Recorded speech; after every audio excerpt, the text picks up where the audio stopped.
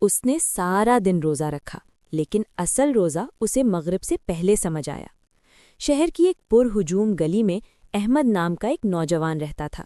احمد محنتی تھا، لیکن دنیا کی بھاگ دوڑ میں اکثر یہ بھول جاتا تھا کہ رمضان صرف بھوکا پیاسا رہنے کا نام نہیں، بلکہ یہ اپنے نفس کی اصلاح اور دوسروں کے دکھ بانٹنے کا مہینہ ہے۔ رمضان کا آغاز اور احمد کا رویہ۔ رمضان کا پہلا عشرہ شروع ہوا۔ احمد پابندی سے روزہ رکھتا، لیکن اس کا مزاج چڑچڑا ہو جاتا۔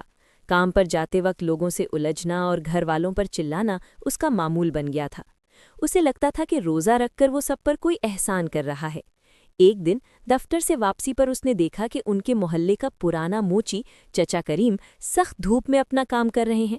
چچا کریم کا روزہ تھا اور ان کے چہرے پر تھکاوٹ صاف نظر آ رہی تھی، مگر ان کے لبوں پر ایک پرسکون مسکراہٹ تھی۔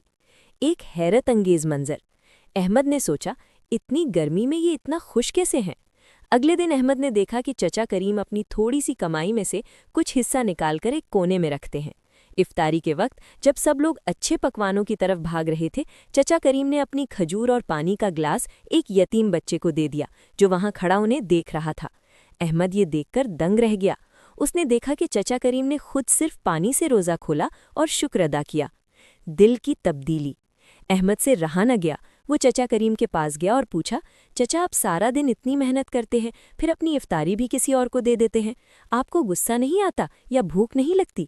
چچا کریم نے نرمی سے جواب دیا، بیٹا، روزہ صرف پیٹ کا نہیں ہوتا، روح کا بھی ہوتا ہے۔ اگر ہم نے روزہ رکھ کر صبر نہیں سیکھا اور دوسروں کا درد محسوس نہیں کیا تو ہم صرف بھوکے رہے، روزے دار نہیں بنے۔ یہ مہینہ تو دینے کا ہے، لینے کا نہیں۔ یہ سن کر احمد کی آنکھیں کھل گئیں۔ اسے احساس ہوا کہ وہ روزہ رکھ کر بھی کتنا خالی تھا۔ اس نے فیصلہ کیا کہ وہ اپنا رویہ بدلے گا۔ باقی رمضان احمد نے نہ صرف روزہ رکھا بلکہ اپنے غصے پر قابو پایا اور اپنے دوستوں کے ساتھ مل کر افطار دسترخوان شروع کیا، جہاں وہ چچا کریم جیسے لوگوں کی خدمت کرتے۔ اسے زندگی میں پہلی بار وہ سکون ملا جو قیمتی کھانا کھانے سے نہیں بلکہ کسی کی مدد کرنے سے ملتا ہے۔ سبق: رمضان کا اصل مقصد صرف بھوک اور پیاس برداشت کرنا نہیں بلکہ صبر، شکر اور انسانیت کی خدمت سیکھنا ہے۔ اصل عبادت وہ ہے جو انسان کے اخلاق کو بہتر بنائے۔